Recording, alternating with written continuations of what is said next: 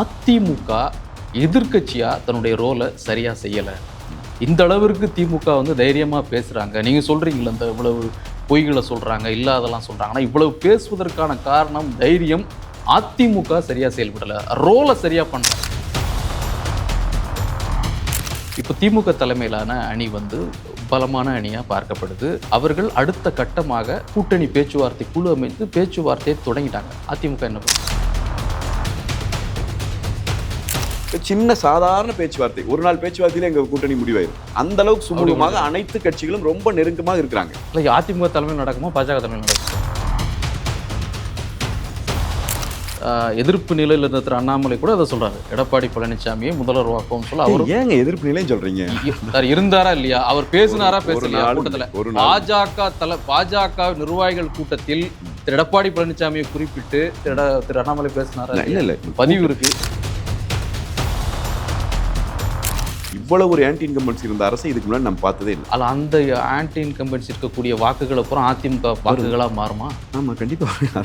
இல்லை, புதிய வரவு இருக்குல்ல சார், அது நாங்கள் பெருசாகவே நினைக்கலைங்க சார். நாங்கள் அது அவங்களும் பெருசாக நினைக்கலையே அதிமுகவை. அதை பற்றி கவலைப்படல. நாங்கள்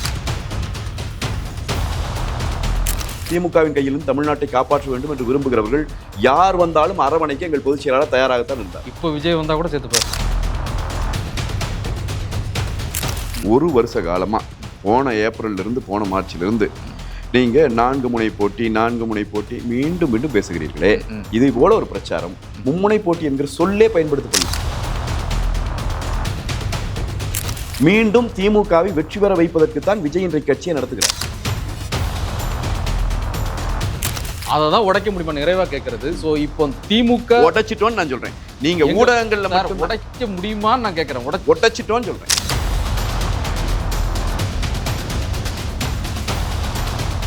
ஒரு பொதுவான ஒரு குற்றச்சாட்டு இருக்குல்ல, அதை நீ ஏற்கலாம் மறுக்கலாம், ஏற்க மாட்டீங்க, மறுக்க தான் செய்வீங்க. ஒரு விமர்சகர்களுடைய பார்வையில், மூத்த பத்திரிகையாளர்களுடைய பார்வையில் அதிமுக எதிர்க்கட்சியாக தன்னுடைய ரோலை சரியாக செய்யலை. இந்த அளவிற்கு திமுக வந்து தைரியமாக பேசுகிறாங்க. நீங்கள் சொல்கிறீங்களா இந்த இவ்வளவு பொய்களை சொல்கிறாங்க, இல்லாதெல்லாம் சொல்கிறாங்க. ஆனால் இவ்வளவு பேசுவதற்கான காரணம் தைரியம்.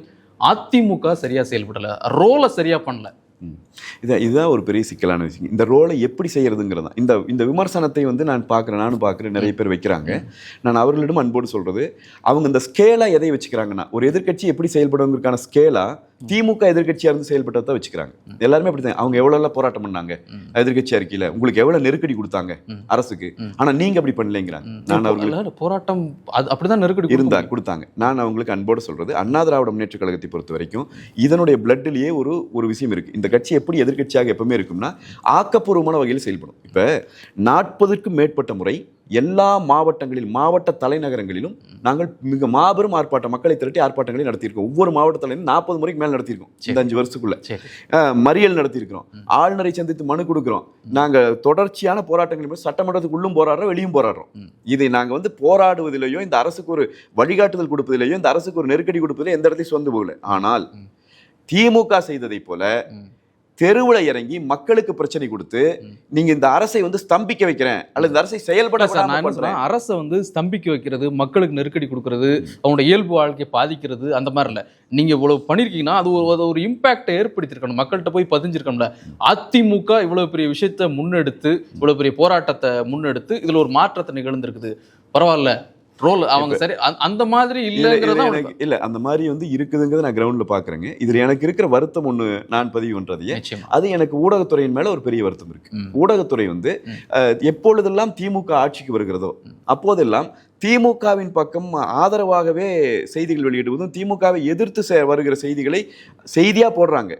அந்த செய்திக்குரிய முக்கியத்துவம் ஒன்று இருக்கு. ஒரு பத்திரிகையாளராக உங்களுக்கு கண்டிப்பா தெரியும். அது எந்த பக்கத்துல ஒரு சாதாரண பிரிண்ட் மீடியால கூட எந்த பக்கத்துல எந்த செய்தியை போடுவது என்பதிலிருந்து தொடங்கும் விஷயம். அதே மாதிரி இன்னைக்கு இருக்கிற டிஜிட்டல் மீடியாவும் வந்து நான் ரொம்ப வெளிப்படையாகவே இந்த குற்றச்சாட்டை வைக்கிறேன். பெரும்பாலான இந்த சோசியல் மீடியால இயங்கி கொண்டிருக்க டிஜிட்டல் மீடியால இருக்கக்கூடிய விஷயங்களை திமுக விலைக்கு வாங்கி தான் வேலை செய்தது. அதனாலேயே இப்ப நீங்க ஒண்ணு வேண்டாம், ரொம்ப ஒரு சின்ன எடுத்துக்காட்டு உங்களுக்கு சொல்றேன். 130-140 பேரை இந்த ஆட்சியில் நம்ம கள்ளச்சாராயத்துக்கு பலி கொடுத்துருக்கோம். இல்லைங்களா? ஆனா இந்த கள்ளச்சாராயம் மரக்காணத்துல அந்த பகுதியில எந்த இடத்துல சாவு நடந்ததோ அந்த இடத்துல கள்ளச்சாராயம் விற்பனை நடக்கிறதுன்னு சொல்லி எங்களுடைய சட்டமன்ற உறுப்பினர் அர்ஜுனன், திண்டிவனம் சட்டமன்ற உறுப்பினர், அவர் கொண்டு போய் எஸ்பி கிட்ட புகார் கொடுத்திருக்கார். ஆர்ப்பாட்டம் நடந்திருக்கு. அந்த ஆர்ப்பாட்டத்தில் நானே கலந்திருக்கேன். நாங்களே பேசுறோம். யாருமே அது பெருசா செய்தியாக்கல. ஒரு சின்ன பெட்டி செய்தியா வந்துருச்சு. எங்க கள்ளக்குறிச்சியில மரணம் நடந்துச்சு இல்லைங்களா? எங்களுடைய சட்டமன்ற உறுப்பினர் செந்தில்குமார், அங்கேயும் அதிமுக சட்டமன்ற உறுப்பினர், அவர் எஸ்பிக்கு கொடுத்தது மட்டுமல்ல, சட்டமன்றத்தில் கவனீர்ப்பு தீர்மானம் கொண்டு வர்றாரு. அது மறுக்கப்படுது. சட்டமன்றத்துக்குள் நாங்கள் சண்டை போட்டிருக்கிறோம். கள்ளச்சாராயம் பேரு இது காவல்துறையின் மீதான மானிய கோரிக்கையில எங்கள் பொதுச் செயலாளர் பேசியிருக்கிறார். 1.5 மணி நேர பேச்சுல கள்ளச்சாராயம் இந்த அளவுக்கு தலைவிரித்தாடுகிறது என்று பேசியிருக்கிறார். ஒரு எதிர்க்கட்சி செய்கிற ஆக்கப்பூர்வமான வேலையை நாங்கள் செஞ்சிருக்கோமா இல்லையா? சட்டமன்றத்துக்குள்ளேயும் பேசியிருக்கோம், வெளியும் போராடி. நீங்க என்ன சொல்றீங்க? சரியான வழியில தான் போயிட்டு இருக்கோம். பட் அது மக்கள் மத்தியில ஊடகங்கள் கொண்டு போய் சேர்க்கல. எனக்கு இதுக்கு ஒன்னே ஒரே ஊடகங்கள் கொண்டு போய் சேர்க்கலன்னு ஒண்ணு சொல்றீங்க. கொண்டு போய் சேர்க்கலன்னு ஒண்ணு. இன்னொன்று வந்து சார்பா இருக்கிறாங்க. பெரும்பாலான ஊடகங்கள், அச்சு ஊடகங்கள் வந்து அச்சு ஊடகங்களோ காட்சி ஊடகங்களோ எல்லாருமே சொல்றீங்க சார்பா இருக்கிறாங்கன்னு சொன்னா, சரி நீங்க இப்போ டிஜிட்டல், இது வந்து டிஜிட்டல் ஏரா, நீங்க அதுல கொண்டு போய் சேர்க்க முடியாது. அவங்களால முடியாது. ஒவ்வொருத்தரும் ஒரு ஊடகம் தானே. இல்ல, நாங்கள் கொண்டு போய் சேர்த்தது தான் இவ்வளவு இம்பாக்ட் ஏற்படுத்தியிருக்கு. இன்னைக்கு ஏற்பட்டிருக்கிற இம்பாக்ட் நாங்கள் கொண்டு போய் சேர்த்தது தான். நாங்கள் அதில் வேலை செஞ்சிருக்கோம். ஆனால் எங்களுக்கு ஒரு பழக்கம், அதிமுகவினுடைய பழக்கம், அது அம்மா அவர்கள் இருந்தபோதும் சரி, அண்ணன் எடப்பாடியார் அவர்கள் இருக்கிற போதும் சரி, ஊடகங்களை விலை பேசுவதோ, ஊடகங்களை வளைப்பதோ, ஊடகங்களை மிரட்டுவதோ அதிமுகவுக்கு இல்லை. நாங்கள் அதை செய்யவும் விரும்பல. இப்போ நிறைய பேர் கேட்கறது என்னன்னா, நீங்க ஏன் அந்த அளவுக்கு செய்யல, அந்த அளவுக்கு செய்யலைன்னா அந்த அளவுக்கு செய்ய எங்களுக்கு விருப்பம் இல்லை. நாங்கள் அறம் சார்ந்து நின்று இருக்கிறோம். என்னுடைய ரொம்ப வெளிப்படையான எளிமையான கேள்வி, நாங்கள் இந்த கள்ளச்சாராய விவகாரத்தில் இந்த அளவுக்கு நாங்கள் போராடி இருக்கோம், இவ்வளவு வேலை செஞ்சிருக்கோமே, இதை ஒரு ஃபிளாஷ் பண்ணி கொண்டு போய் இதை மக்களிடம் இம்பாக்ட் ஏற்படுத்துகிற அந்த பணி, அது பத்திரிகையாளர்களுடைய பணி இல்லையா? அப்போ இதுல வந்து பிழை எங்க நடந்திருக்குன்னு பாருங்க. எனவே ஒரு ஆளுங்கட்சி சரியாக செய்யலன்னு நம்ம குற்றம் சாட்டிட்டு இருக்கிற போது அதுக்கு எதிர்முனையில் எதிர்கட்சின்னு கேட்கறது சரியா இல்லை. நீ கேட்கிற நியாயம் இருக்கு. என்னன்னா எதிர்கட்சி ரோலுங்கிற அந்த மாதிரியான ஒரு பெரிய ரோல் இல்லை. ஸோ அதை இயல்பா வந்து அந்த கேள்வி வந்து உங்களை நோக்கி அது நியாயமான கேள்வி. நான் அதை சொல்லிட்டேன், அந்த கேள்வி நியாயமான கேள்வி. ஆனால் இது இப்படிதான் நாங்கள் எதிர்கொண்டிருக்கோம்னு சொல்றேன். நாங்கள் தொடர்ச்சியா போராடி இருக்கோம். எவ்வளவு போராட்டங்களை அறிவிக்கிறோம், எவ்வளவு போராட்டங்கள் மக்களோடு சேர்ந்து நாங்கள் நின்று பண்றோம். இல்லை, இன்னொரு காரணம் அதுக்கு என்ன சொல்றாங்கன்னா, ஸோ போராட்டங்கள் அங்கங்கே நடத்தியிருக்கிறாங்க. அதை தாண்டி ஆட்சியில் இல்லாட்டா கூட கட்சிக்குள்ளே இருக்கிற பிரச்சனையை சரி பண்ணுறதுக்கே இவங்களுக்கு வந்து ஒரு பெரிய வேலையாக இருக்குது. யார் உள்ளே சேர்க்கறது, போகிறது, வழக்குகளை சந்திக்கிறது, இதிலே மிகப்பெரிய அளவில் வந்து நேரத்தை செலவிட வேண்டிய ஒரு கட்டாயம் இருக்குது. பாஜகலேருந்து வர சில அழுத்தங்கள் அவர்களுக்கு கொடுக்கப்படுது. இதனால தான் வந்து அவங்க அந்த ரோலை சரியாக எடுத்து செய்ய முடியலன்னு சொல்லுவாங்க. இப்போ நான் அந்த ரோலை சரியாக செஞ்சுருக்கோம் அப்படிங்கிறதுக்கு உங்களுக்கு சரி, நீங்கள் சொல்கிற இந்த மாதிரியான இடர்பாடுகள், இப்போ பாரதிய ஜனதா எங்கள் மேலே அழுத்தம் கொடுக்குது அப்படின்னு சொல்லிட்டு இருக்கிறது திமுக செட் பண்ணுற ஒரு நரேட்டிவ். சரி, அது நான் மறுக்கிறேன் முழுமையாக. அப்படி ஒரு அழுத்தத்தை பாரதிய ஜனதா இல்லை யாராலும் அதிமுக மேலே கொடுக்க முடியாது. ஒன்று, கட்சிக்குள்ளே உள்ள பிரச்சனைகள் இருந்தது, உள்ள சிக்கல்களை கொடுத்தாங்களா, வந்துதா போச்சா, இதெல்லாம் நடந்தது எல்லாத்துக்கும் தெரியும். உண்மைதான். இப்போ இருந்தவங்க எல்லாம் எங்கெங்கே ஓடி போயிருக்காங்க, என்னென்ன பண்ணியிருக்காங்க என்பதையெல்லாம் நாங்கள் பார்க்கிறோம்.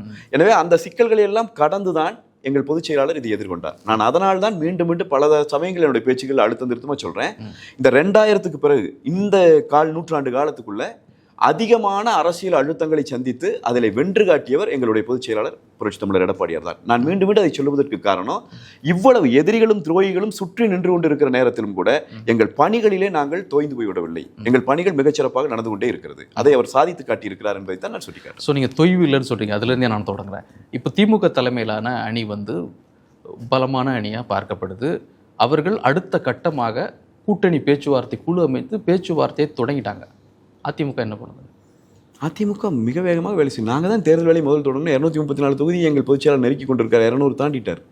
முந்தா நாள் நீங்கள் தனியாக போய் பிரச்சாரம் பண்ணுறது, முன்னெடுக்கிறது, கூட்டணி கட்சிகளோட அந்த பேசுறதுங்கிற ஒரு விஷயம் இல்லை. நான் வந்து என் கட்சியினுடைய செய்தி தொடர்பாளர் இல்லை, நான் கேட்குறேன். இப்போ அவங்க அடுத்த கட்டத்தை நோக்கி போயிட்டாங்க. நீங்கள் சொன்னீங்க, நான் என்னாலேயே சொல்ல முடியும், உறுதியாக அதற்கான வேலைகளை எங்கள் பொதுச் செயலாளர் பார்த்து கொண்டு இருக்கிறார். பேச்சுவார்த்தைகள் நடக்கிறது, என்ன பண்ணணுங்க அவர் பண்ணிட்டு இருக்காரு. அது உரிய நேரத்தில் அவங்க வெளியிடுவாங்க. அது கட்சி இப்போ இவங்க திமுக வேலை செய்யுதுன்னா திமுக வேலை செய்ய வச்சிருக்குது காங்கிரஸ். கிளம்பி போயிடுவோம். நேற்றைக்கு கூட மரியாதைக்குரிய கார்த்திக் சிதம்பரம் அவர்கள் சொல்லுகிறாரு, நாங்கள்லாம் குழு அமைச்சாச்சு, திமுக இன்னும் குழுவே அமைக்காம உட்காந்துட்டு இருக்குது. அவங்க குழு அமைச்சா தானே பேச முடியும். கேட்டால் தேர்தல் அறிவிச்ச பிறகு தான் எங்கள் மரபு, தேர்தல் தேதி அறிவிச்ச பிறகு தான் நாங்கள் குழு அமைப்போம்னு சொல்லிட்டு இருக்காங்க. இது என்ன மரபோன்னு அவர் பேசுறாரு. பார்த்தா அன்னைக்கு சாயந்தரமே இவங்க குழு அமைக்கிறாங்க. அப்போ அவர் சொல்லித்தான் எனக்கு தெரியும் திமுக அப்படி ஒரு மரபு இருக்குன்னு. தேர்தல் தேதி அறிவிச்ச பிறகு தான் குழு அமைப்பாங்களாம். ஆனா இந்த முறை முன்னாடியே அமைச்சிருக்காங்கன்னா ஏன் முன்னாடி அமைச்சிங்கன்னா அவங்கள தான் கேட்கணும். 70 நாளா நான் காத்திருக்கிறோம், எங்களை யாருமே கூப்பிட மாட்டேங்கிறாரு. அதனால இப்ப பிரச்சனை வந்து அப்படித்தான் இருக்குதுங்க. சரிதானுங்களா? வந்து அது இல்ல அவங்க நான் என்னன்னா அடுத்த கட்டத்தை நோக்கி அவங்க மூவ் வராங்க. நீங்க சொல்றீங்க அவங்க சொன்னனாலன்னா, பட் காலங்கள் ரொம்ப குறைவா இருக்கிறதுனால ஸோ ஒரு பேச்சுவார்த்தை, இடங்களை ஒதுக்குறது, என்னென்ன தொகுதிகள் அப்படின்னு சொல்லி அடுத்த கட்டத்தை நோக்கி போறாங்க. ஆனால் அதிமுக அந்த பக்கம் பார்த்தீங்கன்னா இந்த கேம்ப் என்ன பண்றாங்க அப்படின்னு பார்த்தீங்கன்னா அங்கே ஒரு அமைதியா இருக்குது. என்ன நடக்குது இல்லைங்க சார், அமைதியே இல்லை. டிடிவி தினகரன் அவர்கள் இந்த பக்கம் வந்து இணையும் போது ஒரு ஒரு ஒரு பரபரப்பு இருந்துச்சு. ஏன்னா இது நடக்கவே நடக்காதுன்னு நினைச்சாங்க, ஆனால் நடந்துச்சு. இது எப்படி நடந்துச்சுன்னா சொல்ல அப்புறம் ஆராய்ச்சிகள்லாம் கூட போச்சு. ஆனால் அதுக்கப்புறம் எதுவுமே இல்லையே. அடுத்த கட்டத்தை நோக்கி இல்லை, நாங்க தொடர்ந்து மக்கள் வேலை செய்துட்டே இருக்கிறோம். மக்களிடம் பரப்புரை பணிகள் இருக்கிறோம். எங்கள் கட்சி தலைமை அதற்கான வேலையை செய்து கொண்டே இருக்கிறார். எங்கள் பொதுச் செயலாளர். இல்லை சார், நான் என்ன கேட்கணும், அதுல ஏதாவது ஒரு சிக்கல் எதுவும் இருக்கான்னு கேட்குறேன். இல்லை, நான் டிடிவி தினகரன் என்ன சொல்றாரு, நான் பாஜக கூட அவங்க கூட தான் கூட்டணி பேசுவோம் அப்படின்னு சொன்னாரு. இல்ல சேரும்போது என்ன சொன்னாங்க, டிடிவி தினகரன் வந்து மிக தெளிவாக இருக்கிறார். சரிதானுங்களா? அவர் தெளிவா இருக்காரு. உங்களுக்கு எல்லாம் எங்க கூட்டணியே தெளிவா தான் இருக்குது. இது ஏனோ வெளியில இருந்து அப்படி ஒரு குழப்பமா அப்படி சார் அவர் சொல்றதுனால நான் என்ன சொல்றேன், குழப்பம் அப்படி ஏதாவது இருந்து பிரச்சனைகள் அதிகமா இருந்தா தான் இங்க குழுவை போட்டு அவர் ஒரு குழுவை போட்டு இவங்க ஒரு குழுவை போட்டு எல்லாம் என்ன நாங்க பேசிட்டு பதட்டத்தில் இருக்கணும். எங்களுக்கு ரொம்ப கிளாரிஃபைட், ரொம்ப சாதாரணமா இருக்கு. எங்களுக்கே தெரியும் எந்த அளவுக்கு இருக்குன்னு. சின்ன சாதாரண பேச்சுவார்த்தை, ஒரு நாள் பேச்சுவார்த்தையில எங்க கூட்டணி முடிவாயிரும். அந்த அளவுக்கு சுமூகமாக அனைத்து கட்சிகளும் ரொம்ப நெருக்கமாக இருக்கிறாங்க. அதிமுக தலைமையில் நடக்குமா பாஜக தலைமையில் நடக்குமா? எவ்வளவு தடவை நாங்க சொல்றது இது திரு அமித்ஷா பேச்சுவார்த்தைக்கு நான் அதுக்கப்புறம் வரேன். அதுல எனக்கு கிளாரிட்டி இல்ல இந்த பேச்சுவார்த்தைங்கிறது வந்து பாஜக தலைமையில் நடக்குமா, அதிமுக தலைமையில் நடக்குமா, இல்லை அதிமுக தலைமையில் நடக்குமா, அது எந்தெந்த கட்சி இருக்கும்? பாஜக தலைமையில் சில பேச்சுவார்த்தை ஒரே கூட்டணி என்டிஏ கூட்டணி. என்டிஏ கூட்டணிக்கு தமிழ்நாட்டு தலைமை அதிமுக, எங்கள் பொதுச் செயலாளர், இதுதான் தலைமை.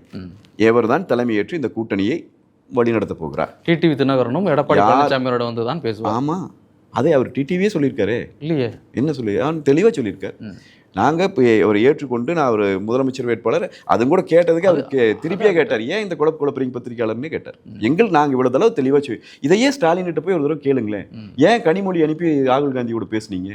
ஏன் வந்து ராகுல் காந்தி வந்து விஜய் கூட போகிறதுக்கு தயாராக இருக்கிறோம், திமுக கூட போகிறதுக்கும் தயாராக இருக்கிறோம், அதனால யாரும் கருத்து சொல்லக்கூடாதுன்னு சொன்னாராம் அவங்க நிர்வாகிகளுக்கு. அந்த நிர்வாகி தான் பேசினார், எனக்கு தெரியாது, அவர் தான் சொன்னார் அப்படின்னு வேற கூப்பிட்டு சொல்லியிருக்காரு. என்ன இவ்வளவு பெரிய பிரச்சனை ஓடிட்டு இருக்குது, இவ்வளவு தூரம் தேர்தல் சமயத்தில் முட்டிக்கிறீங்களே, நாளைக்கு ஓட்டு போடுவாங்களா மக்கள்? காங்கிரஸ்காரங்க திமுக போடுவாங்களா, திமுக காரங்க காங்கிரஸ் போடுவாங்களா, மதிமுக விடுதலை சிறுத்தைக்கு போடுமா, விடுதலை சிறுத்தையும் காங்கிரஸும் மோதிக்குது, இந்த அளவுக்கு மோதிக்குது, இவ்வளவு கடினமான சொற்களை பயன்படுத்திக்கிறாங்களே, இத்தனை சண்டை நடக்கிற இடத்த விட்டு போட்டு என்ன சார் நீங்க அமைதியாக்குறீங்கன்னு கேட்டா இது என்ன சார்? என்ன ஸ்டாலின் அவர்கள் செய்தியாளர்களை வந்து நேரடியாக சந்திக்கும் போது இந்த கேள்விகள் எழும். செய்தி தொடர்பாளர்கள் உங்களை மாதிரி செய்தி தொடர்பாளர்கள் விவாதங்களை பேசிட்டு தான் இருக்காங்க. என்ன சிக்கல் இருக்கு? எங்க பொதுச் செயலாளர் தான் இந்த நாள்தோறும் சந்திக்கிறார். இல்லன்னு சொல்லலையா? அதான் சொல்றேன். ஸ்டாலின் அவர்கள் சந்திக்கும் போது நீங்க எழுக்கிற கேள்வி, ஸ்டாலின் அவர்கள் முதலமைச்சராக இருந்தாலும் கூட அவர் எனக்கு தெரிந்து ஒரு மாதத்திற்கு ஒரு முறை அல்லது 1.5-2 மாதத்துக்கு ஒரு முறை எங்கேயாவது செய்தியாளர் சந்திப்புக்கு போகிறார். அப்படி போகும்போது கூட அடுத்து நீங்கள் கேட்க போகிற கேள்விக்கும் சேர்த்தே அவரால் பதில் சொல்ல முடிகிற ஒரு பேராற்றல் பெற்று இருக்கிறார். அதையெல்லாம் நான் வணங்குகிறேன், வாழ்த்துகிறேன். ஆனால் எங்கள் பொதுச் செயலாளர் நாள்தோறும் செய்தியாளர்களை சந்திக்கிறார். நாள்தோறும் இந்த கேள்விகள் முன்வைக்கப்படுகிறது. நாள்தோறும் அவர் விளக்கம் கொடுக்கிறார். எங்களுக்குள்ள இப்போ நான் சொல்றேன், மறுபடியும் நான் வந்து இது வாதத்துக்காகவோ இந்த வாதத்தை நீங்க கேட்ட எப்படி நான் மழுப்பிட்டு போகணும்னால சொல்ல, நான் சத்தியமா சொல்றேன், எங்கள் கூட்டணி கட்சிகளினுடைய ரொம்ப சுமூகமான ஒரு நிலை உறவு இன்னைக்கு இருக்கிறது. எந்த சிக்கலும் இந்த கூட்டணிக்குள்ள இல்லை. எங்கள் பொதுச் செயலாளரினுடைய தலைமையை ஏற்று இந்த கூட்டணி கட்சிகள் இந்த கூட்டணியை திமுகவை வீழ்த்துவதற்கான சரியான ஆயுதமாக பயன்படுத்துவார்கள். என்ன சொல்றாங்க சார், இப்போ அதிமுக தான் தலைமை, எதிர்ப்பு நிலையில் இருந்த அண்ணாமலை கூட அதை சொல்றாரு, எடப்பாடி பழனிசாமியை முதல்வர் வாக்குன்னு சொல்ல. அவர் ஏங்க எதிர்ப்பு நிலைன்னு சொல்றீங்க? இருந்தாரா இல்லையா? அவர் பேசினாரா பேசலையா? கூட்டத்தில் பாஜக நிர்வாகிகள் கூட்டத்தில் திரு எடப்பாடி பழனிசாமியை குறிப்பிட்டு திரு அண்ணாமலை பேசினாரா? இல்ல, பதிவு இருக்கு. நீங்க கூட்டணிக்கு வந்த பிறகு கூட்டணி அப்படி இருந்தா நீங்க எல்லா கட்சியும் எதிர்க்கும் சார். அதான் நான் சொல்றேன், கூட்டணிக்கு வெளியே நான் சொல்லும்போது எதிர்த்தன்னு சொல்ல, எதிர்ப்பு நிலையில் இருந்த திரு அண்ணாமலை, எதிர்ப்பு நிலையில் இருந்த திரு அண்ணாமலை அப்படி இல்ல. அப்படின்னா இருங்க இன்னொன்னு நான் சொல்றேன், மொழிப்போர் நடக்கிற போது காங்கிரசும் திமுக எதிர்ப்பு நிலை தான். அது அவ்வளவு தூரம் போக வேண்டாம். இனப்படுகொலை நடந்த போதும் கூட எதிர்ப்பு நிலை தான். அப்படி சொல்லுவீங்களா? இல்ல வைகோ பேசும்போது அப்படி சொல்லுவீங்களா? நான் சொல்றது சமீப காலங்கள் தானே. இந்த 5 நம்ம முதலமைச்சரை பார்த்து ஹி இஸ் நோ மெட்டல் என்று சொன்னவர் வைகோ. எதிர்ப்பு நிலையிலிருந்து வைகோ இன்றைக்கு உங்களோட எப்படி கேட்பீங்களா? அப்படி இல்லைங்க சார். ஒரு எல்லா கட்சியும் இன்னொரு கட்சியினுடைய கொள்கையை ஏற்றுக்கிறது இல்லை. அவங்கவுங்களுக்கு ஒரு கொள்கை இருக்கு. கூட்டணி என்று வந்த பிறகு திரு அண்ணாமலை அவர்கள் அவர் பேசுனது பல சமயங்களில் மிஸ்இன்டர்பிரட் பண்ணப்பட்டுச்சு ஒழிய நான் சொல்லுகிறேன் அவரும் கூட்டணிக்கு சரியா தான். நான் எடப்பாடி பழனிசாமி முதல்வராக்கிறதுக்காண்டி அந்த கட்சியினுடைய மாநில தலைமை பொறுப்பை ஏற்கலன்னு சொன்னவர் அண்ணாமலை. ஆமா, அதுல என்ன மிஸ்? அவர் அதுக்காக மாநில பொறுப்பு ஏற்கல தானே. இல்ல நான் இப்ப அவங்க கூட்டணி அந்த கட்சியை சேர்ந்து இப்ப எடப்பாடி பழனிசாமி அவர்களை முதலமைச்சர் ஆக்கணும்னு முடிவு செஞ்சுட்டாங்க. அதை நான் மறுக்கிறேன். இந்த அவங்க எடுத்த முடிவு ஏத்துக்கணும்னு சொன்னாரா? இல்லன்னு சொல்லு நீங்க இல்ல. நான் என்ன சொல்றேன்னா ஒரே ஒரு அந்த உங்களுடைய சொல்லுக்காகத்தான் நான் சொல்றேன். அப்படி நீங்க ஒரு நிலையை எடுக்காதீங்க. திரு அண்ணாமலை அவர்களாகட்டும், இன்னைக்கு தலைவராக இருக்க திரு நயினா நாகேந்திரன் அவர்களாகட்டும், இன்னும் சொல்ல போனால் அமித்ஷா அவர்களோ பிரதமர் மோடி அவர்களோ யாராக இருந்தாலும் பாரதிய ஜனதா கட்சி கூட்டணிக்கு நேர்மையாக இருக்கிறது. நான் சொல்லுகிறேன். நீங்க மறுபடியும் இது திமுக செட் பண்ண நெரேட்டிவ். உள்ளுக்குள்ள வந்து இப்படி பிரச்சனை பண்ணுவாங்களா, ஏதாவது சிக்கல் ஆயிருமா, ஒண்ணுமே ஆகலையப்பா, ஏன் நீங்க இவ்வளவு சிரமப்படுறீங்கன்னு தான் நான் திருப்பி அவங்க கேட்க வேண்டியிருக்கு. அவங்க சுமூகமா இருக்கு. நீங்க அந்த கூட்டணி ஆட்சி அமைக்கும் கூட்டணி ஆட்சி அதுலலாம் எந்த பிரச்சனையும் இல்லை. அதெல்லாம் 100 முறை நாங்க விளக்கியாச்சு. அதெல்லாம் எந்த பிரச்சனையும். ஆமா, இப்ப காங்கிரஸ் தான் கேட்டுக்குது கூட்டணி ஆட்சி கூட்டம். அதை பேசவே மாட்டேங்கிறீங்க. அதான் கேக்குறாங்க. அதுதானே பிரச்சனையா இருக்கு. யாரு கேட்காம? ஆமா, அவங்கங்கிறாங்க விடுதலை சிறுத்தை எங்களுக்கு மட்டும் வேண்டான்ட்டாங்க, சிபிஐ சிபிஎம் எங்களுக்கு வேண்டாம் ஆட்சியில பங்குங்கிறாங்க. ஏன் இப்ப அவசர அவசரம் இப்படி சொல்லிட்டு இருக்கிறீங்க? இவ்வளவு காலம் நாங்கள் நடந்த பலகால கூட்டணின்னு வேற சொல்லிட்டு இருந்தவங்க. பிரச்சனையே இப்ப அங்கதான் சார் ஓடுது. எங்களுக்கு எந்த பிரச்சனையும் இல்ல. நாங்கள் தெளிவுபடுத்திட்டோம். ஏன் கூட்டணி ஆட்சியெல்லாம் இல்ல. என்டிஏ கூட்டணி வெற்றி பெறும். 234 தொகுதியில் வெற்றி பெறும். என்னோட கணக்கு. எங்க பொதுச்செயலாளர் சொல்வதை போல 210க்கு மேற்பட்ட தொகுதியில் வெற்றி பெறும் கண்டிப்பா. அதுல அதிமுக தனித்து ஆட்சி அமைக்கும். இதுதான். இதுல எந்த மாறுபாடும் இல்லை. இதை எல்லாரும் சொல்லிவிட்டோம். நாங்களும் சொல்லிவிட்டோம், பாரதிய ஜனதா பாட்டாளி மக்களையும் சொல்லிவிட்டோம், எல்லாரும் சொல்லிவிட்டார்கள். ஆனாலும் திருப்பி அந்த கேள்வி தொடர்கிறது. திருப்பி அந்த கேள்வி தொடர் சொல்ல. இப்போ நீங்கள் வந்து பாமக உங்களோட பாமகனா அன்புமணி பாமக நம்ம சொல்லிட்டு இருக்கு சார். அவர்களோடு நீங்கள் நேரடியாக பேச்சுவார்த்தை நடத்துவீங்க. அது அல்லாதவர்களோடு பாஜகவோடு இணக்கமாக இருக்கிறாங்களே நீண்ட காலமாக, அவர்களெல்லாம் அவங்க மொத்தமாக ஒரு சீட்டு கொடுத்து அவங்க அதை பார்த்துப்பாங்க அப்படிங்கிற மாதிரியான அதை இப்படி ஒரு பேச்சு இப்படி நிறைய பேச்சு இருக்குங்க சார். இந்த மாதிரி நிறைய பேச்சு இருக்குது. 2021 இந்த மாதிரி நிறைய பேச்செல்லாம் இருந்தது. அதற்கும் நாங்கள் இன்றைக்கி பதில் சொல்லலை. ஆனால் என்ன செயலில் காட்டணும் நாங்கள்.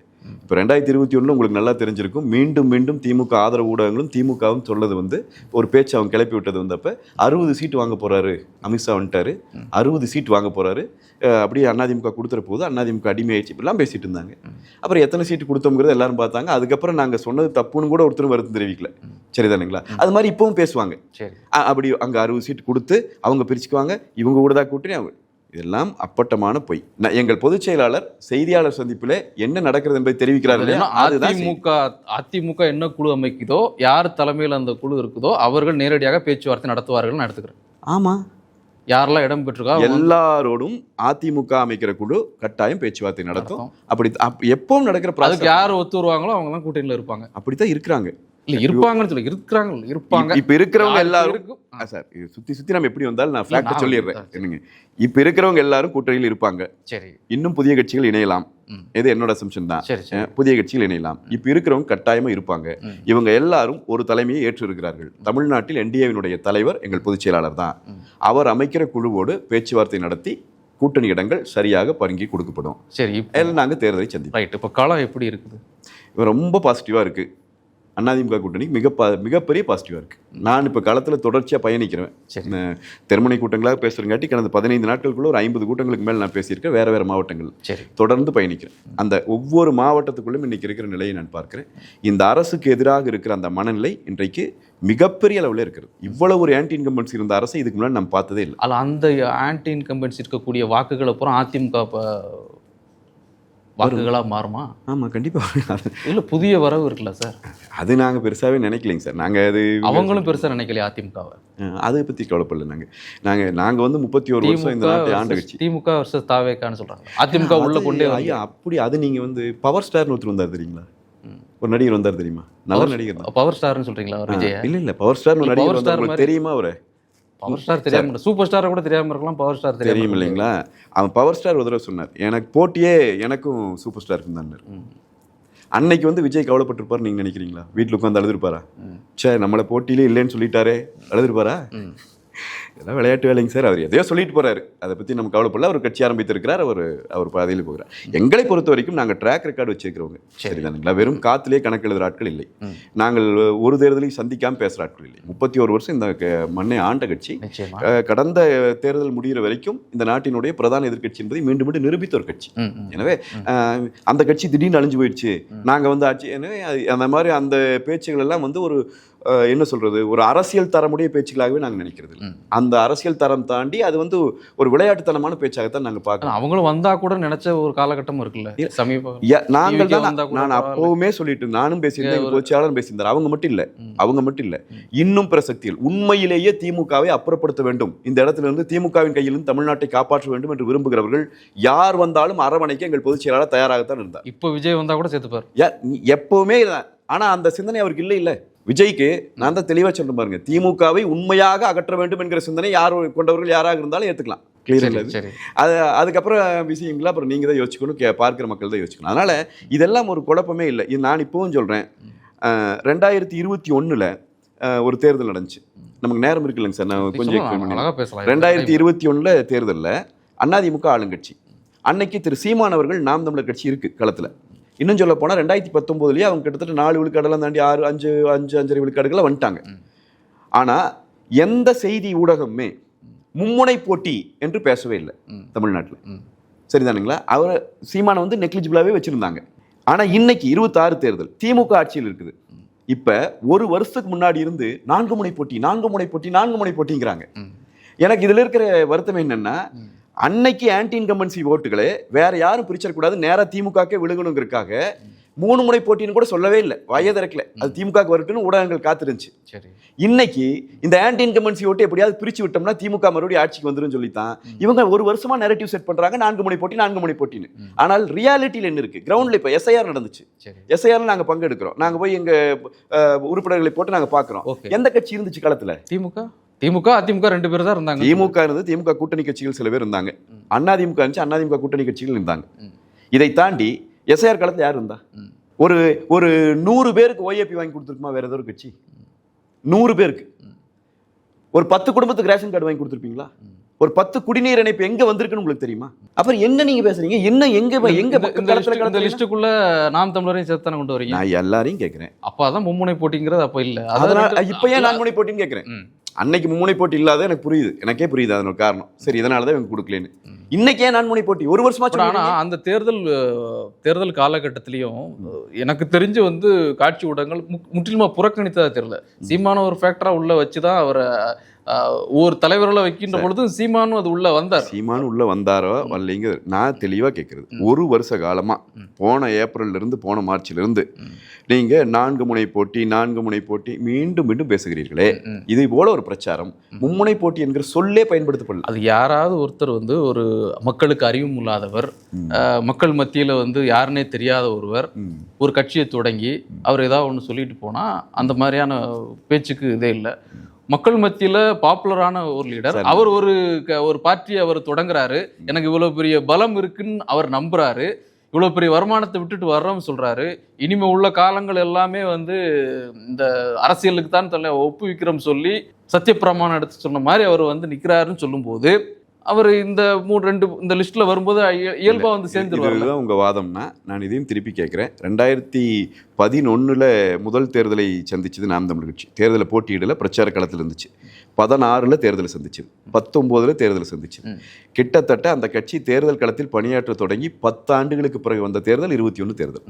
அப்போ அவங்க யாருக்குமே அறிமுகம் இல்லையா? பேர் தெரியாத கட்சி அது. பேர் சொல்லுங்க, நீங்க சொல்லுங்க.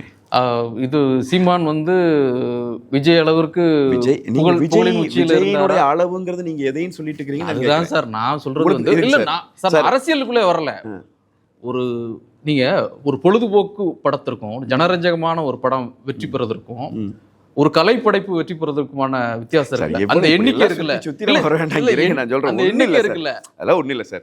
சீமான் அவர்கள் 234 தொகுதியில் வேட்பாளரை போட்டு 2 தேர்தலை சந்திச்சு 3வது தேர்தலுக்கு வந்தார், சரிங்களா? அதனால அவர் தெரியாதுன்னு சொல்றதுக்கு ஒன்றும் இல்லை. அப்படியே சரி கிரவுண்ட் லெவலில் அவர் போய் சேரலினா கூட ஊடகவியலாளர்களுக்கு எல்லாம் தெரிஞ்சுதான் இருந்தார். அவரும் ஒரு வாக்குகளை பிரிப்பார் என்பது எல்லாத்துக்கும் தெரிஞ்சுதான் இருந்துச்சு, வாக்குகள் அவர் வாங்குவாருன்னு தெரிஞ்சிருந்துச்சு. ஆனா நான் நினைக்கிறேன் அப்போ அவர் பேசுற அந்த தமிழ் தேசியத்துல ஏதோ கூட அவங்களுக்கு ஒரு அப்படிங்கிறது எல்லா ஊடகத்துக்குமா தமிழ் தேசியத்து மேல பிரச்சனை பிரச்சனை. அப்ப எல்லா ஊடகம் சேர்ந்து ஒரு முடிவு எடுக்குதுன்னா எப்படி முடிவு எடுக்கிறீங்க? நான் ஒன்று கேட்கணும், நீ கட்சியிலேருந்து விலகும் போது இதே கருத்தை நீங்கள் சொல்லிங்க. 2020 டிசம்பர் ஓடி தான் நீங்கள் அதிமுக வர போறீங்க, வர்றீங்க. வரும்போது நீங்கள் என்ன சொல்றீங்க, அதாவது நான் நாம் தமிழரை பயணித்தேன், தமிழ் தேசியம் குறித்து நான் நிறைய இது குறித்து ஆராய்ஞ்செல்லாம் பார்த்தேன், இந்த தமிழ் தேசியம் இங்கே வாய்ப்பு இல்லைன்னு தெரிஞ்சுது, அதனால எல்லோரையும் உள்ளடக்கிய இந்த அமைப்புக்குள்ள என்னை நினைத்துக்கிறோம்னு சொன்னீங்க. நான் தெளிவாக மீண்டும் சொல்றது எனக்கு இல்லை, நான் அது என்ன உங்களுக்கு இன்னும் தெளிவுபடுத்துறாதே. தமிழ் தேசிய கருத்தியல் தான் என்னுடைய கருத்தியல், சரிதானுங்களா? அதற்காக ஒரு அமைப்பு வேண்டும் என்று சொல்லித்தான் நான் நாம் தமிழரில் இணைஞ்சேன். அந்த அமைப்பு நல்ல அமைப்பாக எனக்கு தெரிஞ்சது, ரொம்ப நல்ல அமைப்பு தான், நான் வேலை செஞ்சேன். அதனுடைய தலைமையோடு எனக்கு ஏற்பட்ட முரண்பாடு இந்த திசை நோக்கி அது போகலைன்னு எனக்கு தெரிஞ்சு. இதை தாண்டி இன்னொரு கட்சி நாம் அப்படின்னு யோசிக்கிற போது அனைத்து மக்களையும் உள்ளடக்கி நிற்கிற அதிமுக தான் சரியான பார்ட்டின்னு நான் வந்தேன். இன்னைக்கும் அதைத்தான் நான் தெளிவாக சொல்றேன். இந்த கட்சி யாரையும் எதிர்க்கிற கட்சியாக, எந்த ஒரு குறிப்பிட்ட குழுவையும் எதிர்க்கிற கட்சியாக அதிமுக இல்லை. இது அனைவரையும் அரவணைக்கிற ஒரு கட்சியாக இருக்கிறது. இந்த கட்சிக்குள்ள எனக்கு இடம் இருக்கு. ஒரு நாத்திகனுக்கு இந்த கட்சியில் இடம் இருக்கு, ஒரு கடவுள் நம்பிக்கை கொடுக்கறவனுக்கு இந்த கட்சியில் இடம் இருக்கு, எல்லா மதத்தை சேர்ந்தவனுக்கு இந்த கட்சியில் இடம் இருக்கு, எல்லா மொழி, எல்லா இனம், எல்லா சாதியை சேர்ந்தவனுக்கு இந்த கட்சியில் இடம் இருக்கு. எனவே இந்த கட்சி அனைத்து மக்களுக்கான கட்சி என்பதால் அதை தேர்ந்தெடுத்தேன். இப்ப நம்ம அந்த விவாதத்துக்குள்ள போக வேண்டாம், இதுதான் என்னோட விளக்கம். நீங்க பேசல எனக்கு கருத்து இருக்கு, ஆனால் டைவர்ட் ஆயிரும், நானும் உள்ள இல்ல நீங்க சொல்லுங்க, கூட விவாதிப்போம். இதுதான் என்னோட செய்தி. அப்ப எனக்கு நாம் தமிழர் கட்சியினுடைய ஏற்பட்ட முரண்பாடு தான். நான் இப்ப அதை எனக்கும் அவருக்கு ஏற்பட்ட முரண்பாடு இல்ல பிரச்சனை. 21 தேர்தலில் தமிழ்நாட்டு ஊடகங்கள் எடுத்த நிலை தான் என்னுடைய கேள்வி. அந்த கேள்விக்கு தெளிவான நேரான பதில் தான் நான் கேட்கிறேன். அன்னைக்கு மும்முனை போட்டி என்று சொல்லாமல் இருந்தவர், இன்னும் சொல்ல போல அன்னைக்கு டிடிவி தினகரன் தனியாக நிற்கிறார், கமலஹாசன் தனியாக நிற்கிறார். 5 முனை போட்டி என்று கூட சொல்லியிருக்கலாம். விஜய் மாதிரி கமலஹாசன் ஒரு ஃபேமஸான நடிகர் தான், அவரும் தனித்து தான் நின்னார். சோ இதுல வந்து எதுவுமே இல்ல விஜய்க்கான. இன்னைக்கு வந்து எல்லாமே ஊடகங்கள் நான் சொல்ற செய்தியே ஒரு ஊடகங்கள் உருவாக்குன்ற ஒன்றுதான். நான் சொல்ற செய்தியே ஒரு பொது செய்தி தான் உங்களுக்கு. அதாவது விஜய் திமுகவை எதிர்க்கிறேன் என்று சொல்லிக் கொண்டிருக்கிறார் இல்லையா, அது வெளியே மக்களுக்கு காட்டுற தோற்றம். நான் சொல்லுகிற செய்தியே மீண்டும் திமுகவை வெற்றி பெற வைப்பதற்கு தான் விஜய் இன்றைய கட்சியை நடத்துகிறார். விஜயோட நோக்கமே என்னங்க, எங்களோட அரசியல். அதனாலதான் இது புது செய்தின்னு நான் சொன்னேன். நீங்க இன்னைக்கு பேச விடுங்க, நான் உங்களுக்கு அது விளக்கமா கொடுக்குறேன். நீங்க அது பிறகு உங்களுக்கு ஏதாவது சந்தேகம் தான் கூட என்கிட்ட கேளுங்க. இவர் வந்து என்ன செய்ய விரும்புறாருன்னா, இந்த திமுகவுக்கு எதிர்ப்பான மிகப்பெரிய ஒரு எதிர்ப்பலை இருக்கிறது. இந்த எதிர்ப்பலை வாக்குகளை சிதறடிக்க செய்ய வேண்டும் என்கிற நோக்கம் திமுகவுக்கு உண்டு. அந்த பயமும் அதிமுகவுக்கு இருக்கு. பயம் என்னத்தீங்க, பயம் இதுல இங்க நடக்கிற ஃபேக்ட சொல்றேன் நான். இதை சிதறடிக்கிறதுக்கு என்ன பண்ணணும், திமுக செட் பண்ணி திமுக தான் இன்னைக்கு விஜய்க்கு இந்த சப்போர்ட்டை கொடுக்குது. நான் சொல்றேன் தெளிவா. என்னங்க உங்களுக்கு ஒரு அரசியல் எதிரின்னு ஒரு கேள்விக்கு எனக்கு முதல் மாநாட்டுல அறிவிக்கிறாரு திமுக தான். அது மேடைக்கு மேடை திமுக. நீங்களும் நானும் வந்து அறிவுலகவாதிகளா உட்கார்ந்து அதிமுகவை பேரளவுல இப்போ போனா போதுங்கிற மாதிரி அவரை நான் கண்டுக்கலீங்க, அதை விடுங்க.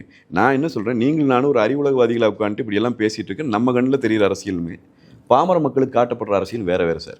நாம நேர்மை, நம்ம அறம் சார்ந்து என்னவா இருக்கும்னா அந்த மக்களுக்கு நாம் உண்மை கொண்டு போய் சேர்க்கணும். நான் அந்த முயற்சி தான் எடுக்கிறேன் இந்த இன்டர்வியூ வழியாகும்.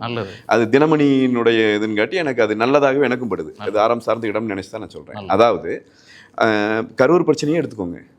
திரு ஆதவர்ஜுனா ஒரு ட்வீட் போட்டார் அந்த சமயத்தில், நினைவு இருக்குன்னு நினைக்கிறேன். ரொம்ப ஒரு மோசமான ஒரு ட்வீட் ஒன்று போட்டார். அந்த ட்வீட்டுக்காக ஆதவர்ஜுனா அவர்களை கைது செய்திருக்க முடியும். உண்மையிலேயே திமுக வந்து விஜய் எதிர்க்கிற ஒரு கட்சி என்றால் அவரை கைது செய்திருக்க முடியும். நீங்கள் விஜயெல்லாம் விட்டுருங்க, விஜய் கைது செய்ய சொல்லி நாங்கள் கேட்கல, நாங்கள் வேண்டான்னு தான் சொன்னோம். இப்போவும் அதை தான் சொல்கிறோம். அந்த நிலைமையில் எங்கள் ஸ்டாண்ட் மாறவே இல்லை. அன்னைக்கு ஏன் கைது செய்யலை?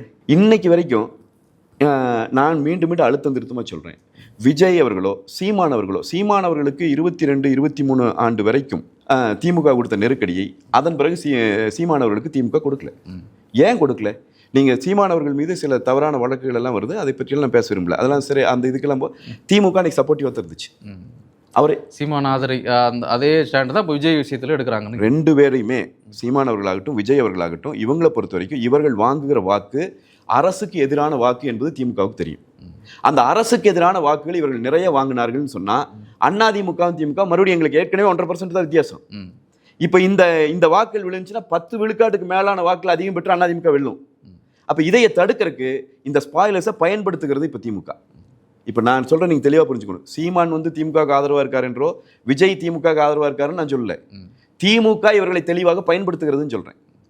இதையை முறியடிக்கிற இடத்துல இல்லை. இப்போ நான் உங்களுக்கு தெரியாமலே உங்களை பயன்படுத்தலாம். நான் புரியுதானுங்களா? நான் ஒரு ஆட்சி அதிகாரத்தில் உட்காந்துருக்கிற போது உங்களை வந்து இந்த ஆளை கொஞ்சம் ப்ரொமோட் பண்ணி விடு, இது வரைக்கும் விடு, இந்த இடத்துல அடி, இது வரைக்கும் இந்த கொடு என்னன்னா கொஞ்சம் ஓட்டுகளை வாங்குறது, யார் ஓட்டுகளை யார் வாங்குவாங்க என்பதை கணக்கு போட்டு தான் சார் திமுக இந்த வேலையை செய்துங்க சார். சரிதான், நான் வெளிப்படையா ரொம்ப தெளிவா சொல்றேன். 3 வருஷமா நடத்துற செட் பண்ற நெரட்டிவ் இது. இதை உடைக்கிறதுக்கு நாங்க வேலை செய்யறோம். என்ன நாங்களும் எங்களுக்கு இது தெரியாமல இல்ல, இதை உடைக்கிறதுக்கு நாங்க வேலை செய்யறோம். அதனால யுத்தம் என்பதே அதிமுக வர்சஸ் திமுக தான் அப்படிங்கிற சொல்லியாச்சுன்னா வெளில போறது அதிமுக தான் இயல்பா எல்லாத்துக்கும் தெரியும். அப்ப இந்த நெரட்டிவே வந்துடக்கூடாதுங்கிறது திமுக செஞ்ச வேலை தான் 4 முனை போட்டினது. அதை தான் உடைக்க முடியுமா நிறைவா கேட்கறது. சோ இப்போ திமுக உடைச்சிட்டோன்னு நான் சொல்றேன். நீங்க ஊடகங்கள்ல மட்டும் உடைக்க முடியுமான்னு நான் கேட்கறேன். உடைச்சிட்டோன்னு சொல்றேன். நீங்க ஊடகங்கள்ல மட்டும் தான் இன்னைக்கு நீங்க உட்கார்ந்து 4 முனை போட்டின்னு பேசுறாங்களே ஒழிய கிரவுண்ட்ல போய் நிக்கும்போது நான் தான் சொல்றேன், எஸ்ஐஆர் களத்தில் நான் தான் நிக்கிறோம், மக்களோடு நாங்க தான் நிக்கிறோம், மக்கள் பிரச்சனை போராட்ட களத்தில் நாங்க தான் நிக்கிறோம், பிரச்சார களத்தில் நாங்க தான் நிக்கிறோம். 234 தொகுதி சுத்தி வந்த ஒரு தலைவர் இன்னைக்கு உண்டா? 234 தொகுதியில் லட்சக்கணக்கான மக்கள் திரண்டு ஆதரவளித்த ஒரு தலைவர் உண்டா இன்னைக்கு தமிழ்நாட்டில்? எடப்பாடியாருங்கிற ஒரு தலைவர் தவிர இன்னொரு தலைவர் உண்டா? அப்போ உடைச்சிருக்கோம். நாங்க கிரவுண்ட்ல உடைக்கிறோம், ரிசல்ட்ல தெரியும். நீங்க மீடியாக்களுக்கு செட் பண்ற நெரட்டிவ் தான் மக்கள் ஏத்துக்குவாங்கன்னு மீடியா நினைக்கிறது பெரிய தப்பு. மீடியாக்களை தாண்டி இன்றைக்கு மக்கள் சிந்திக்கிறார்கள். இன்னும் நான் நான் வெளிப்படையாகவே சொல்றேன், நான் தினமணி போன்ற ஊடகங்களை சொல்லலை. தினமணி போன்ற ஊடகங்கள் நான் உங்களுக்கு இந்த பேட்டி தொடங்குறதுக்கு முன்னாடி சாதாரண பேசிட்டு சொன்னேன், 30 ஆண்டுகளுக்கு மேலாக நான் வாசகன் தினமணிக்கு. அதில் எங்களுக்கு மாற்று கருத்துள்ள செய்தியெல்லாம் வரும், அதெல்லாம் தப்பு கிடையாது. ஆனால் இன்னைக்கு இருக்கிற இந்த டிஜிட்டல் மீடியான்னு ஒன்று கொண்டு வந்து செட் பண்ணிட்டு இருக்காங்க பாருங்க சார். வெளிப்படையாக சொல்கிறேன், நீங்கள் எடிட் பண்ணுறதுனா கூட பண்ணிக்கோங்க. உண்மை சொல்கிறேன், மாதம் 1000 கோடி ரூபாய் செலவு செய்யறதுன்னு சொல்லி கடந்த 8 மாத காலமாக திமுக அணி இதில் வேலை செய்யுது. இன்னைக்கு நீங்கள் யூடியூப்ல எதை வேணா எடுங்க, திறந்தோன்னே திமுகவின் சாதனையின் விளம்பரம் ஓடுது. எத்தனை 1000 கோடி அதில் செலவு பண்ணப்படுதுன்னு தெரியுமா? இத்தனை பண முதலைகளுக்கு எதிராக அதிமுக நின்று போராடுது இன்னைக்கு. அப்போ இந்த போராட்டம் நடக்கிற போது இவன் அங்கே இருந்து ஒருத்தர் இங்கே இருந்து ஒருத்தர் இவங்க எல்லாம் பிரிக்கட்டும். நான் சொல்றேன், விஜய் அவர்கள் கட்சி ஆரம்பித்திருப்பதை நான் வாழ்த்துகிறேன். எனக்கு ஒன்றும் அதில் சங்கடம் இல்லை. வரட்டும், ஜனநாயக களத்தில் அவர் நிற்கட்டும், அவர் தன்னை நிரூபிச்சு காட்டட்டும். அவர் நிரூபிச்சிட்டார், உண்மைதான், நல்ல தலைவர் தான் ஏற்றுக்கிட்டாங்கன்னா யாரும் தடுக்க முடியாது. சீமான் அவர்கள் கட்சி ஆரம்பிச்சு நீங்க நடத்தி கொண்டிருப்பதை நான் எந்த இடத்தையும் முரண்படலையே, அவர் நடத்திட்டு போட்டோம். அவருக்கும் எனக்கும் இருக்கிற தனிப்பட்ட முரண்பாடெல்லாம் வேற. அது நாங்க பேசிக்க வேண்டியது. நான் அந்த தலைமை அந்த நோக்கத்தை நோக்கி போகாதுன்னு முடிவு பண்ணுங்காட்டி நான் வெளியே வந்தேன். ஆனா அது தனிப்பட்ட கல்யாண சுற்றத்தோடு கருத்து. ஆனா சீமான் கட்சி நடத்துறது என்ன பிரச்சனை? அவர் இன்றைக்கு அவர் வாக்குகள் வாங்கட்டும். ஆனால் நான் சொல்லுவது, இந்த நெரேட்டிவ் செட் பண்றது திமுக. இது 4 முனை போட்டின்னு அழுத்தம் திருத்தமாக பதிவு செய்தது திமுக. இந்த 4 முனை போட்டியின் காரணமாக இப்படி ஓட்டுகள் பிரிஞ்சுன்னா அதிமுக வர முடியாதுன்னு ஒரு தப்பு கணக்கு போட்டுச்சு திமுக. ஆனால் அதுவும் இன்றைக்கு உடைக்கப்பட்டிருக்கிறது என்பதுதான் என் தரப்பு. ஸோ நிறைவா உங்களுடைய பார்வை, அதிமுக இந்த நெரேட்டிவ் செட் பண்ண விஷயத்தெல்லாம் உடைச்சிக்கிட்டு வருது சார். உடைச்சிட்டோம், கிரவுண்ட்ல உடைச்சிட்டோம். மக்கள் மத்தியில இன்னைக்கு தெளிவா தெரியுது. எவ்வளவு சீட் வந்துரும் நினைக்கிறீங்க நீங்க? சும்மா வந்து நம்பிக்கையோட தொண்டர்கள்ட்ட பேசுறது, பொதுக்கூட்டத்தில் பேசும்போது பெரிய நம்பர் சொல்லலாம். இப்போ நீங்க பார்க்கும்போது நம்பர் சொல்றேன், அது நீங்க பெரிய நம்பர் நீங்க எடுத்துக்கிட்டா அது நான் ஒன்றும் செய்ய முடியாது. 210+ தொகுதிகளை அதிமுக வெல்லும். அதிமுக கூட்டணி வெல்லும். ஆமா, அதுதான் இது வந்து உறுதியா வெல்லும். எல்லா பக்கமே இன்னைக்கு பலமா இருக்கு. தமிழ்நாட்டின் சகல மூலைகளிலும் அதிமுகவினுடைய பலம் அதிகரித்திருக்கிறது. நீங்க அதிமுகவினுடைய பழைய ஓட்டு வங்கி அப்படியே மீண்டும் விடும். அது போக ஆன்டி இன்கம்பன்சி ஓட்டுகள் அதிமுக வாங்கும், மிகப்பெரிய வெற்றி அடையும். அந்த சூழல் தான் இன்னைக்கு இருக்கு. நான் இன்னொன்று கூட சொல்றேங்க சார், இன்னைக்கு வந்து இப்போ விஜய் அவர்களாகட்டும் இவங்க எல்லாம் ஆகட்டும், சில பேரை பார்க்கும்போது ஊடகவியலாளர்கள் மைக்கு கொண்டு வைக்கிறாங்க, சின்ன சின்ன யூடியூபர்ஸ் கூட வைக்கும்போது அவங்க மாற்றம் வேணும் சார், மாற்றம் தான் சார், ஏதாவது மாறணும் சார்னு கேட்குறாங்க இல்லைங்களா? நான் அவங்கள பார்த்து அன்போடு சொல்லிக்கிறேன், மாற்றம் வேணும். மாற்றம் என்பது எது? அதுதான கேள்வி. ஒரு திரைக்கவர்ச்சி, எந்த மக்கள் பிரச்சனைக்கும் போராட்டங்கள் இல்லை, எது குறித்தும் இல்லை. இன்னும் சொல்ல போனால் தேர்தல் வாக்குறுதியை தேர்தல் அறிவித்து 5 நாளைக்கு முன்னாடி கொடுத்து, நான் கொடுக்குற என்னுடைய கொள்கையோ என்னுடைய வாக்குறுதியோ மக்களை கன்வின்ஸே பண்ண மாட்டேன். நான் போடுவேன், அது விவாத பொருள் ஆகிறதுக்கு முன்னாடி ஓட்டு போட்டுறணும். இப்படி ஒரு இப்போ இடத்துல கொண்டு போய் நிறுத்தி இப்படி கொடுக்க, இதுவாக மாற்றம்? திரைத்துறையில் இதுவாக மாற்றமா இது? இல்லை முதலமைச்சர் வீட்டில் நான் பிறந்தேன், நானும் முதலமைச்சர் ஆகிட்டேன், அடுத்து என் பையனை கொண்டு வந்துட்டேன், அடுத்து இன்னொன்று பேரணி தயாராக வச்சுருக்கேன், இது மாற்றமா? மாற்றம்ங்கிறது இது. இந்த மாற்றம் வேணும்னு கேட்குறான் பாருங்க, அந்த கேட்குறவன் நிற்கிற அந்த இடத்துல இருந்து ஒருத்தர் முதலமைச்சர் ஆகிறாருல்ல, அதுதானே மாற்றம். நம்மளிருந்து ஒருத்தர் முதலமைச்சர் ஆகிறது தானே ஜனநாயகம் கொடுத்த கிஃப்ட். அதுதானே இந்த ஜனநாயகத்தினுடைய தாத்பரியம். அது வெற்றி பெறுது இல்லை எடப்பாடியார் முதலமைச்சர் ஆகிற போது. அப்போ மாற்றம் வேண்டும் என்று கேட்கிறவர்கள் மாற்றத்தை கொடுத்தவர்களோ வாக்களிக்கணும். 2 வருஷ காலத்தில் இல்லை சார் 11 மெடிக்கல் காலேஜ் கொண்டு வந்தார். 2 வருஷ காலத்தில் இல்லை சார் 33 கூட்டு குடிநீர் திட்டம். 2 வருஷம் ஆட்சி தானே சார். அந்த 2 வருஷ ஆட்சியில் தானே சார் 2000 அம்மா மினி கிளினிக்கு. அந்த 2 வருஷ ஆட்சியில் தானே சார் இத்தனை குடிமராமத்து பணிகள், இத்தனை குளங்களை ஏரிகளை நிரப்பி நிறுத்தினார். இத்தனையும் செய்த ஒரு மனிதர் செய்த சாதனைகளை சொல்லி ஓட்டு கேட்கும்போது நீங்க அந்த சாதனைகள் இருக்கிற குறைகளை சொன்னா நாங்கள் அதை நிவர்த்தி பண்ணலாம், அதை பேசலாம். ஆனால் மீண்டும் மீண்டும் சர்க்காஸ்டிக்காவே அவரை அடித்து விட முடியும் என்று நினைக்கிறார்கள் என்று சொன்னால் அதை விடுவதற்கு நாங்களும் தயாராக இல்லை. நாங்களும் அதிமுகவை சேர்ந்த நாங்களும் அதில் களத்தில் நிற்கிறோம். இன்னும் சொல்ல போனால் ஜனநாயக வாழேந்தி நிற்கிறோம். எங்கள் கருத்து வாழால் இந்த கொடுமைகளை எல்லாம் நாங்கள் வீழ்த்துவோம். நிச்சயம். எங்க எடப்பாடியாரை முதல்வர் ஆக்கும். வாழ்த்துக்கள் தினமணி சார். நன்றி.